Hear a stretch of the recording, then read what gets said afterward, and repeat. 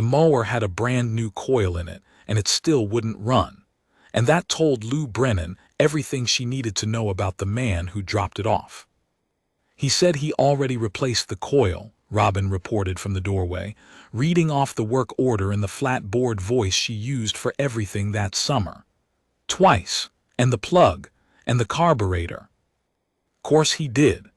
Lou had the flywheel off and the points exposed, a little nest of corrosion and a condenser she could tell was cooked just by the color of it. New coil, new plug, new carb. You know what he didn't replace? The thing that's actually broken. The thing that's actually broken. She held up the condenser, a metal cylinder the size of the last joint of her thumb with one wire coming off it. $12 part. Maybe $9 if I buy the good ones by the box, which I do, because the cheap ones are garbage and the new ones are mostly cheap ones. And that's a sentence I want you to remember your whole life. New doesn't mean good. New just means nobody's been disappointed by it yet. Robin didn't write that down. She was 16 and she'd heard a version of it 100 times, and she had her father's gift for looking at her mother like she was a radio playing in another room. But she stayed in the doorway, which was something. The summer she'd turned 16, she mostly didn't. Brennan's small engine sat on the cheap end of Route 6, between a tax place that was only open 3 months a year and a shuttered video store nobody had the heart to rent out. Lou had owned it 9 years. Before that she'd owned half of it in a marriage, and now she owned all of it and a daughter, and on a good month the math worked, and on a bad month she moved things around until it did. Mowers, generators, snowblowers, chainsaws, the occasional outboard somebody hauled in on a trailer with a hopeful look. She could fix any of them in her sleep and frequently did, dreaming in carburetor floats and shear pins. She put a good condenser in the dead man's mower, and a fresh set of points, and it caught on the second pull and settled into the steady chuckle of a small engine that has been told the truth about itself. There, she said, $12.40. He'll pay me $60 and tell his neighbor he got robbed. Why don't you charge him more? For knowing where the problem was, Lou wiped her hands. People'll pay any amount for a new part they can see. They get funny about paying for the part of the job that happens behind your eyes.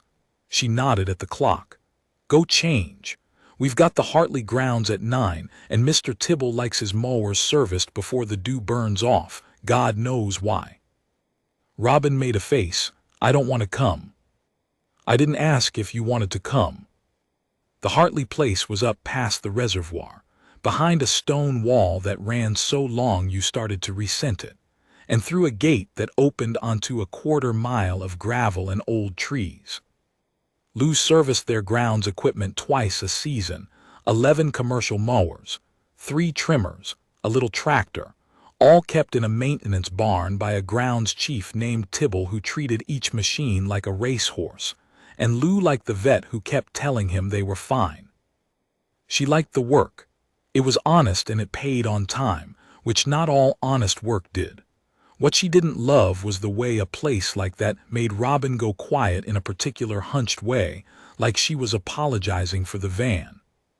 This is so much money, Robin said low, as they rolled past a fountain that was just there, just running for nobody.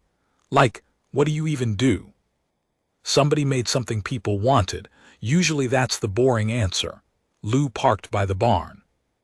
Old man Hartley, the one who built it, Arthur, he started with a truck and a debt. Tibble told me. Sold industrial fasteners of all the unglamorous things, bolts and rivets. Made a fortune off the thing nobody thinks about. She killed the engine.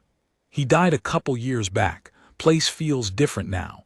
Quieter the wrong way. They were halfway through the third mower when the noise started. It came from the far side of the property, where the gravel curved off toward a long, low building Lou had always taken for a second garage, and it was a sound she felt in her back teeth before she'd consciously named it. A big old V8 turning over, catching, running rough, climbing towards smoothness, and then, after maybe 40 seconds, stumbling, coughing, dying, a pause, the grind of a starter. The whole thing again.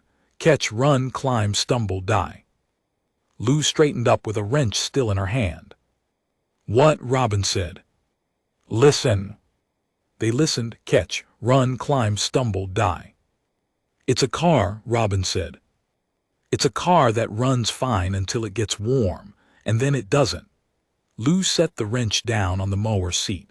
She wasn't aware of having decided to walk over until she was already walking, Robin trailing, Tibble calling something after them about the dew.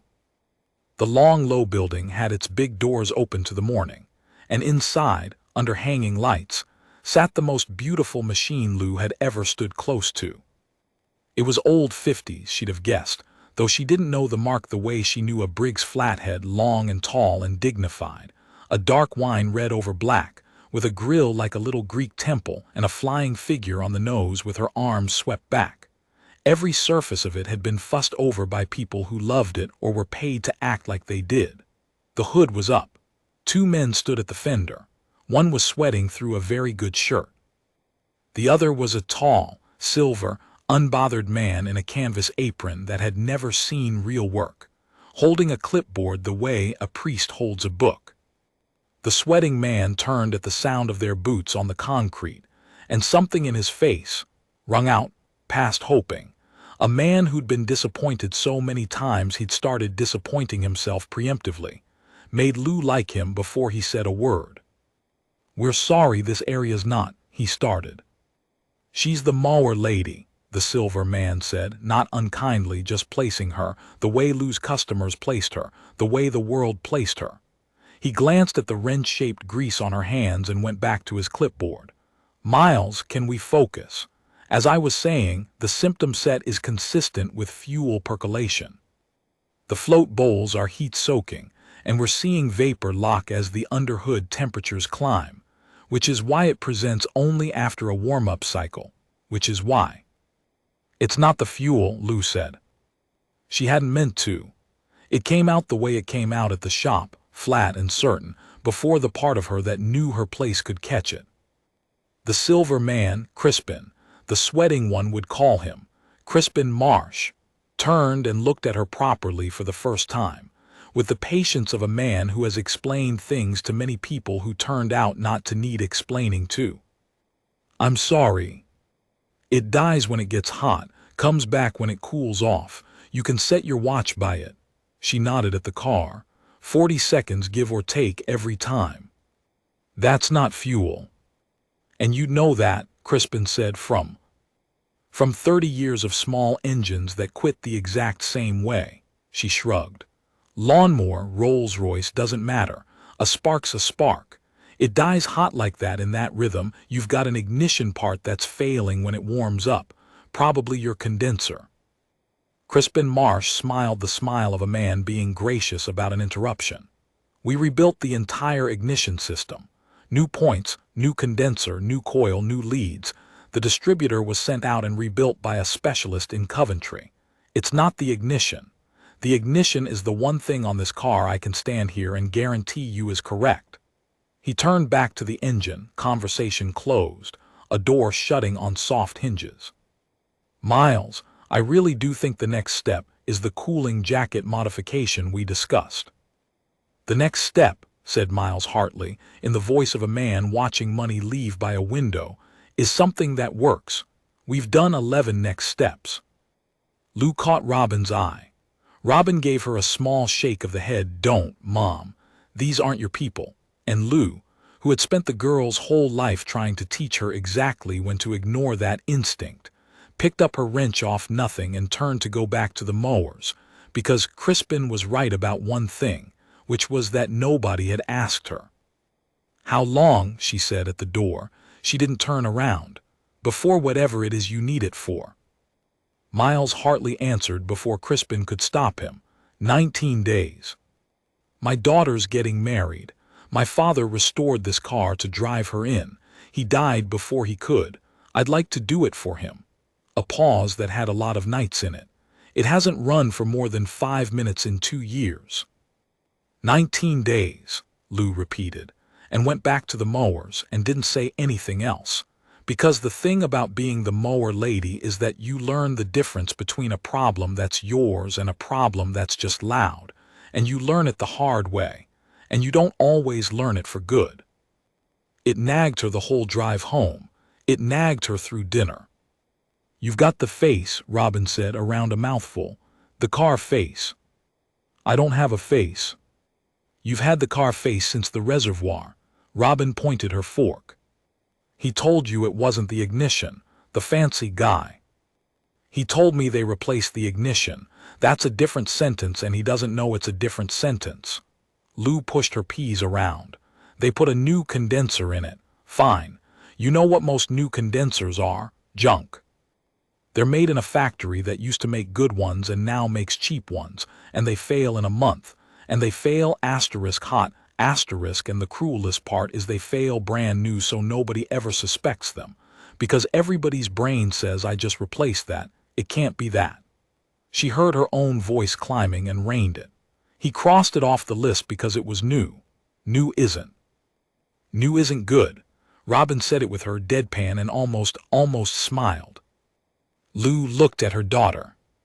16, her father's quick dark eyes, her grandmother's stubborn chin. 2 states worth of distance between her and the man whose birthday card had said next summer for sure. Kiddo asterisk about a trip that had not happened the summer before, or the one before that. "Your dad called." Lou kept it light.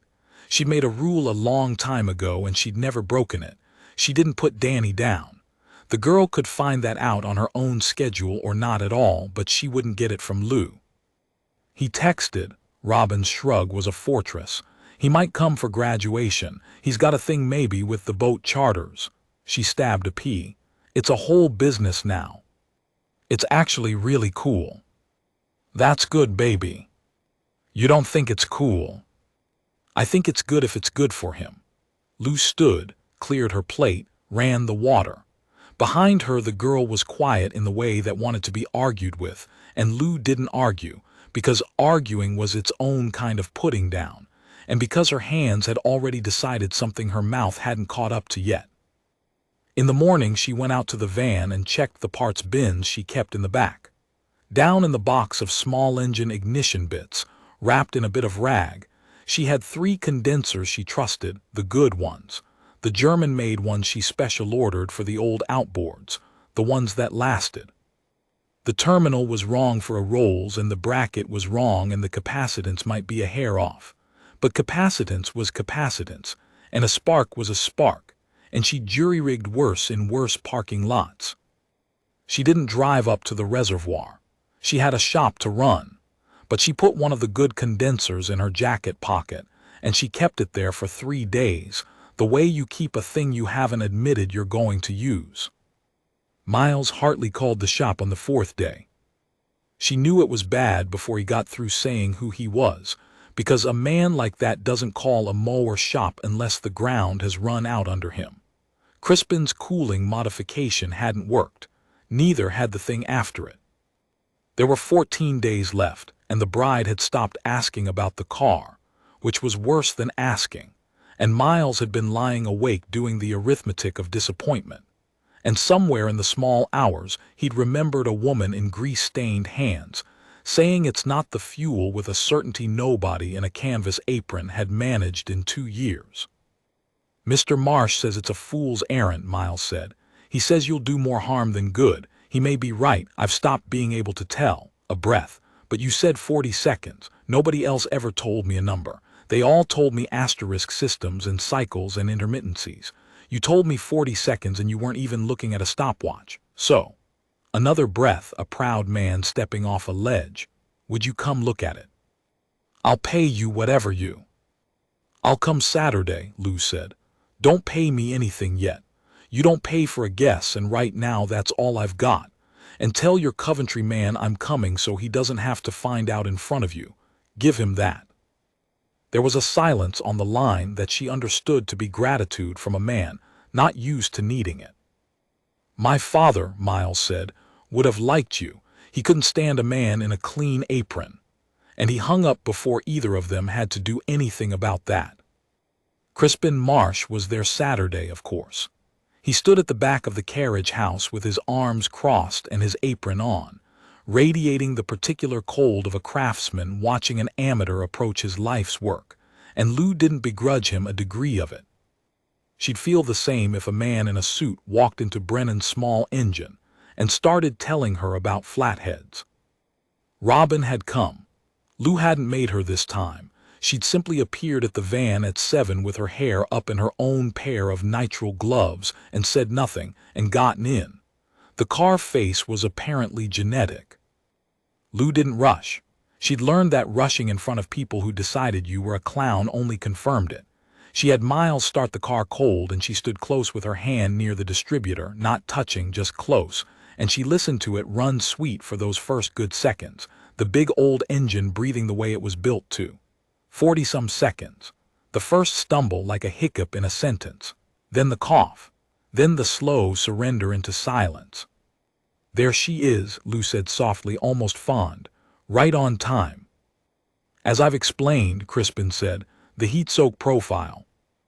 "Can I see the condenser?" Lou was already finding the distributor cap clips by feel, the way she found everything, her eyes half useless this close but her fingers fluent. "The new one. Where'd it come from?" "It came in the rebuild kit. A reputable." "A kit?" She got the cap off. Inside the points, the little condenser clipped beside them, shiny and new and entirely innocent-looking, exactly as innocent as the one in the dead man's mower had looked. "Yeah, kit condenser." She unclipped it, held it up, turned it in the light. There was no way to see it was bad. That was the whole tragedy of the thing.